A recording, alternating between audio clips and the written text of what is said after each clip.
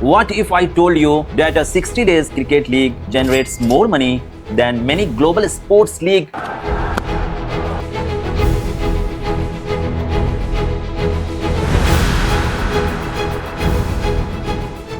That runs the entire year. And what if I told you the world's richest cricket league was born from a secret rebellion, that its creator was thrown out of his own country and banned for life. Yet despite players getting arrested, entire teams getting wiped out, and fixing scandals rocking the sport, this league is now a $18.5 billion monster. According to multiple industry estimates, IPL is now among the top 5 most valuable sports league globally, competing with leagues that have existed for over 100 years. And here's something even more shocking. Some reports suggest IPL franchise valuations have grown faster than many global startups, turning sports into one of the most aggressive wealth creation machines. For around 2 months in India, cities slow down, offices finish early, and millions of people gathers around a screen, not for any festival, not for a national event, but for a cricket. The Indian Premier League. Think about this. Very few systems in the world can control attention at a national scale like this. Not politics, not news, not even global events. But here's the real question that's going to blow your mind. Is IPL just cricket, or is it something far bigger? A money machine where the dollars you see are nothing compared to the billions you don't. And if that's true, then what exactly are we watching? Are we watching a sport or participating in a system designed to capture and monetize attention at a scale? Stick around, because today we are pulling back the curtain on the hidden engine of IPL, backed by data, numbers, and a system that is far bigger than sport itself. Let's rewind to 2007. Indian cricket was a closed kingdom ruled by the BCCI. No one dared to challenge them. Then a media baron named Subhash Chandra dropped a bomb. He launched the Indian Cricket League, ICL, India's first T20 rebel league. The goal was to create private cricket league outside BCCI control. This league created a very serious threat for the BCCI, and for the first time in its history, BCCI risked losing long-standing dominance and control over sports in the country. At that time, cricket broadcasting rights in India were already worth hundreds of millions of dollars, meaning whoever controlled cricket controlled a massive revenue stream. At that time, cricket broadcasting in India was already a $1 billion opportunity, and whoever controlled it controlled the money. But the BCCI hit back hard. They banned every single player who joined, called it unauthorized. The ICC backed them. The stadiums were denied, sponsors ran away. By 2009, ICL was almost dead. But here's something most people ignore. Even though ICL failed, it proved one thing clearly. Cricket could be turned into a private, scalable, franchise-driven business model. But here's the deeper questions. Was ICL a failure, or was it proof that cricket could be turned into a private $1 billion business model? Because sometimes the first idea fails only to make the second one unstoppable. And that's exactly what happened. The failure of ICL did not kill the idea, it validated it. Now here, what makes you stop and think, why did the BCCI panic so much over one rival league? Because inside the BCCI, one man had been dreaming of this exact idea for more than a decade. His name was Lalit Modi. Lalit Modi had pitched a city-based franchisee T20 league way back in the 1990s, but the board ignored him. When ICL suddenly threatened their monopoly, Lalit Modi got the green light overnight. This decision alone changed the economics of cricket forever, from a sport controlled by boards to a business driven by franchisee and investors. Many experts said that idea will fail, but what happened next shocked the entire cricket world. In just a few months, he created the Indian Premier League. Bollywood stars, billionaires, and global icons rushed to buy teams. 8 franchisees were auctioned for $723 million in 2008. Today, those same franchises are worth over $1 billion each, meaning yearly investors saw nearly 10x growth, something rare even in a startup ecosystem. Today, some of those franchisees are valued at over $1 to $1.5 billion each, showing exponentially wealth creation. Mumbai Indians went to Reliance for $1.9 million. Royal Challengers Bangalore to Vijay Mallya for $1.6 million, and Chennai Super Kings to Indian Cement for $91 million.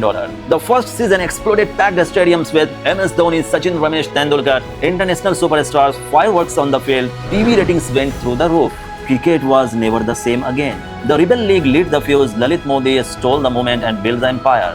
But here's the twist that changes everything. Once the system started generating massive money, control shifted from individuals to the structure itself. But here's the uncomfortable truth. The system became bigger than its creator, and system don't need people once they start printing money. But it was not just Modi's exit. The league was surrounded by fire from day one. The sport fixing scandal explodes. Delhi police arrests Rajasthan Royals players Sri Sant, Ajit Chandila and Ankit Chawan right in the middle of the season for sport fixing. Then in 2015, the Supreme Court's Lodha committee drops a bomb, banning Chennai Super Kings and Rajasthan Royals for 2 full years.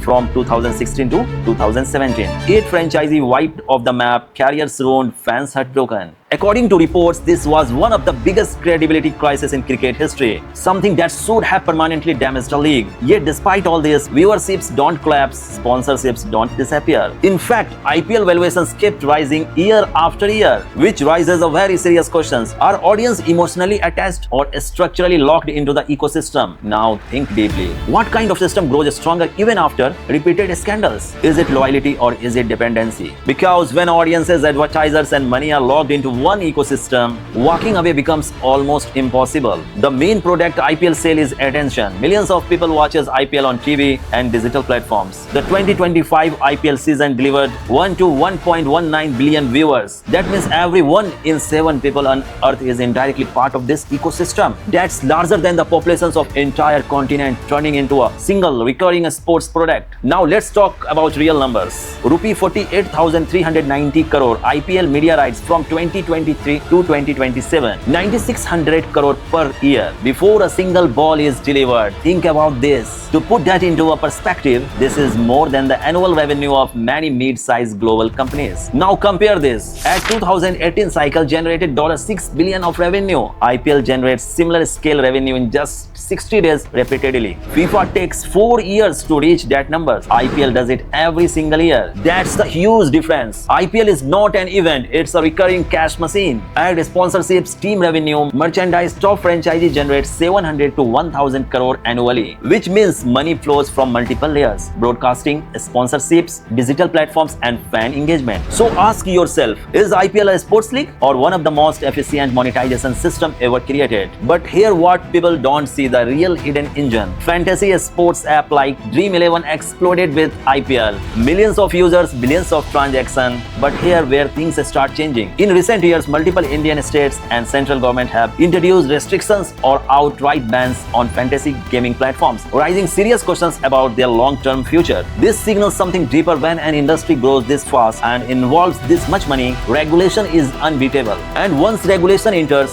the game changes. But parallel to this, illegal betting estimates suggest over $100 billion annually in India alone. During IPL spikes massively. Betting happens on every ball, every run, every decision. Some estimates suggest IPL-linked betting crosses $15 billion in a single season. But here's the real twist. Even if legal platforms face restrictions, the illegal ecosystem does not disappear. It adapts, it moves deeper underground, and sometimes it grows even faster. Which raises a serious questions. Are these regulations actually controlling the system or just pushing it into the shadow where it's harder to track? Now think carefully. When money flows at this scale, does it stay outside the system or does it slowly become part of it? This is not an accusation. This is a question, and sometimes questions are more powerful than answers. So IPL, is it cricket, business or something more? From a rebel league to a band creator to global dominance, it became an empire. And like every empire, its power lies not just in what people see, but in what they don't. But here my personal take. IPL is not just a sports league. It is a case study of how attention, emotion and scale can be converted into billions of dollars. And this model is now being copied across industries from entertainment to digital platforms. And the real lesson we can learn from IPL is the world's biggest money is not in product. It is in controlling attention at scale. So next time, if you watch IPL, ask yourself, are you watching the game or are you inside a system designed to monetize your attention? If you want to understand how business actually works, how systems like this are built, how money flows behind the scenes, then you are in the right place. This is Bilal Beyond Global, where we break down real business empire, real case studies and real system.